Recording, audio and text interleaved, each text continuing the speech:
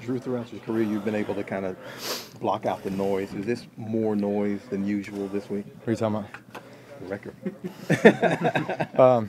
Yeah, listen, just focus on making great decisions in the game. Focus on moving the football, moving the chains, getting points, winning the game. That's really where my focus is.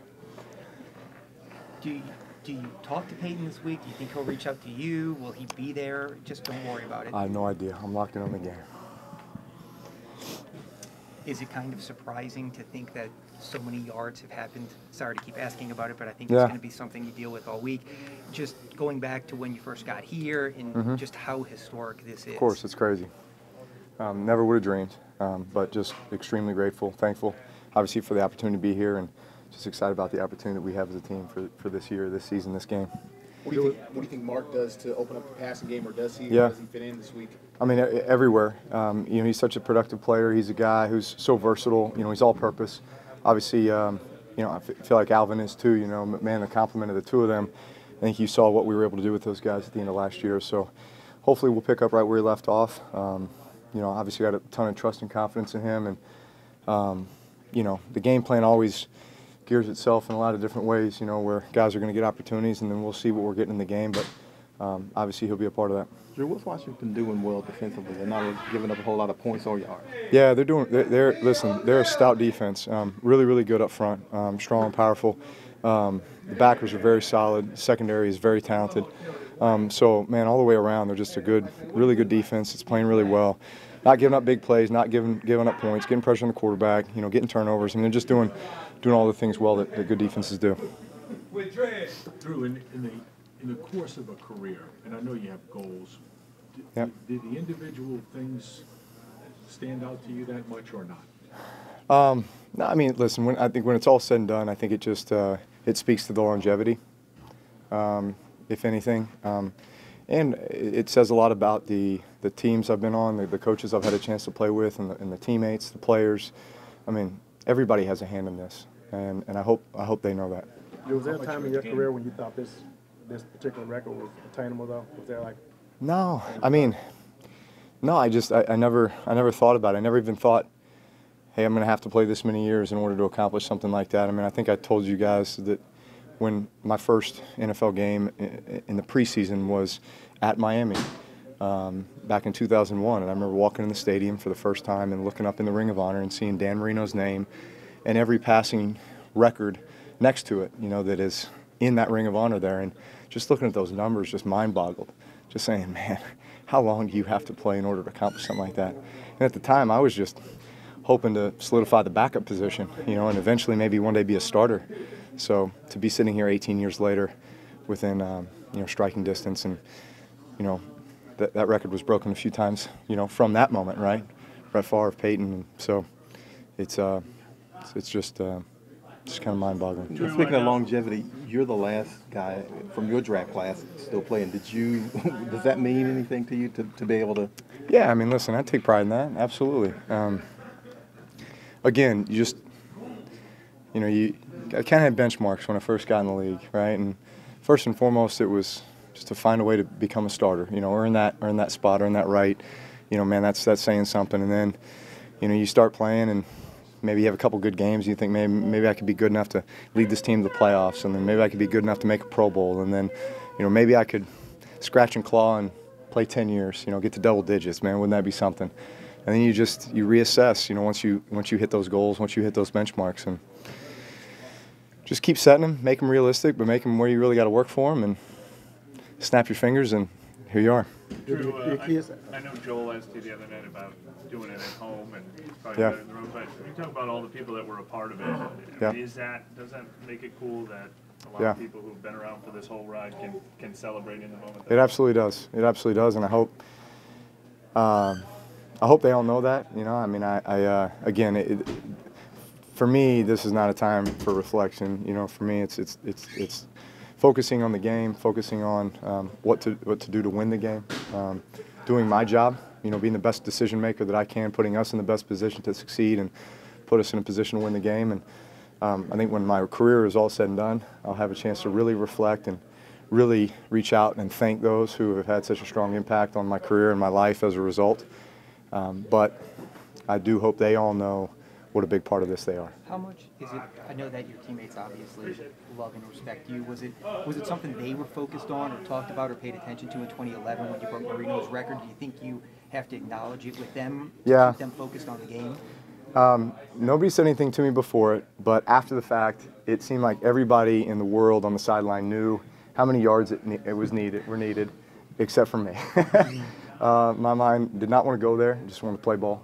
Obviously, I knew we were close, but it wasn't until through the touchdown pass to Sproles and just kind of giving it a fist pump, and all of a sudden Carl Nix is like picking me up, and I don't know what's going on, and then realize what's happening. But that was that moment. Have any of your receivers this week bartered for? No, again, I think everybody's just locked in on the game and doing what we have to do to win.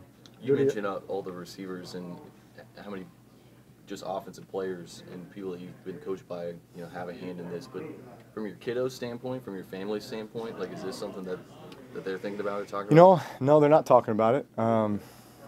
I have a feeling Mom's probably talked to them about it and maybe said, "Don't say anything." I don't know.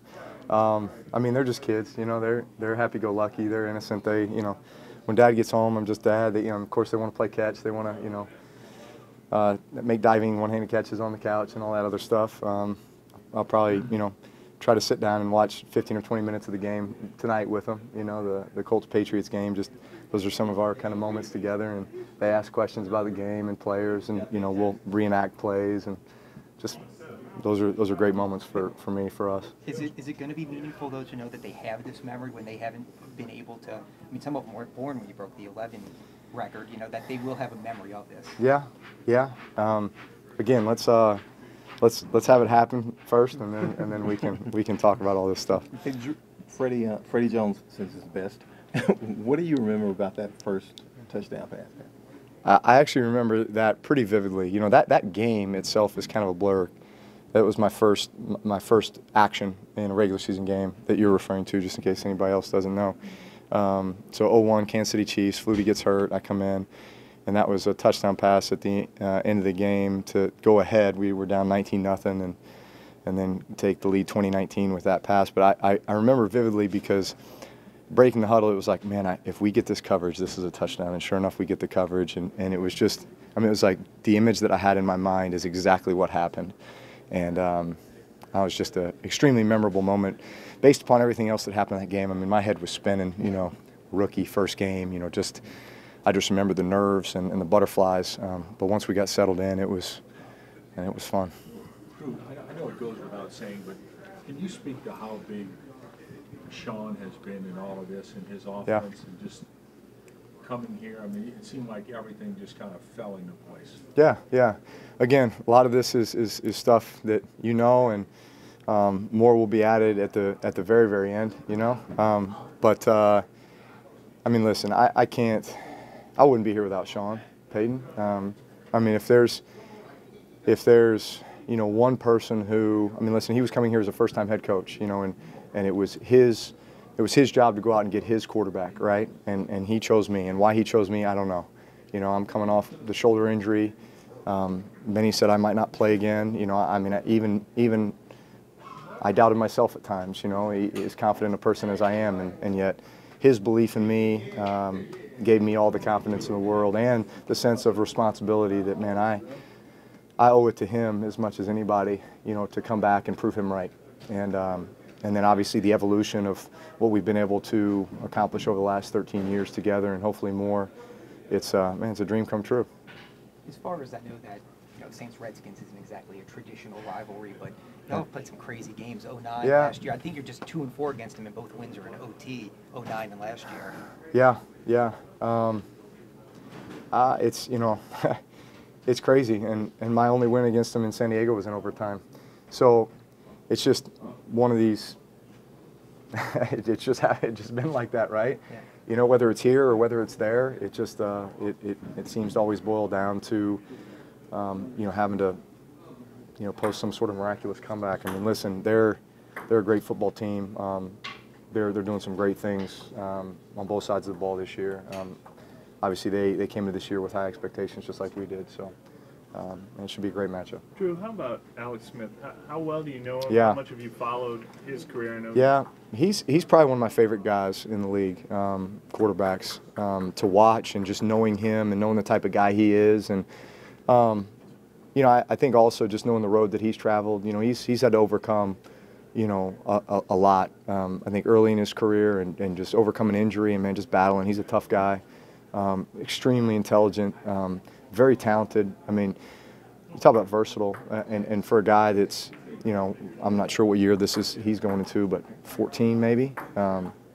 He's in his mid-30s, you know. I mean, I think he's 05 draft, no, 05 draft, yeah.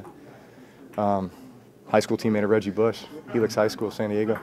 So I've always really respected Alex, and the way he plays the game. And I think he's gritty. I think he's tough. I think he's extremely intelligent. He can do everything. You know, he can throw the ball down the field. He can run the ball. He does all the RPO stuff. I mean, he's just extremely talented. Can do everything. Drew, when Adrian was here last year, did he ever talk to you about like 2009 and just like different emotions that you all experienced? Say that one more time. When Peterson was here Yeah. last year, did you ever talk about like 2009? I mean, not really. I guess, I mean, you're referring to the game, the NFC Championship game. I mean, he just said it was you know, just talking about how crazy the environment was, you know, and that kind of thing. But no, we didn't talk a whole lot about the game itself, I guess. Drew, Mark's contributions on the field obvious, but a lot of your teammates saying the energy on the Yeah. sidelines he Yeah. brings. I mean, Yeah. just how much more can you feel that when he comes back? And Yeah, around? big time. I mean, that's a huge part of. I mean, I think what makes Mark so special is not only is he an extremely productive player, but the type of guy he is in the locker room, and the juice he brings, you know, in practice and game day, and, you know, just kind of personality he is. But I mean, it's all. I mean, it's stuff that just gets guys amped up, gets guys juiced up. You know, he just got a way about him. You know, personality that's extremely likable. Everyone respects the heck out of him, just because of the way he works and the way he plays. And man, he's consistent, man. You know what you're going to get out of Mark every day, I guess. Yeah.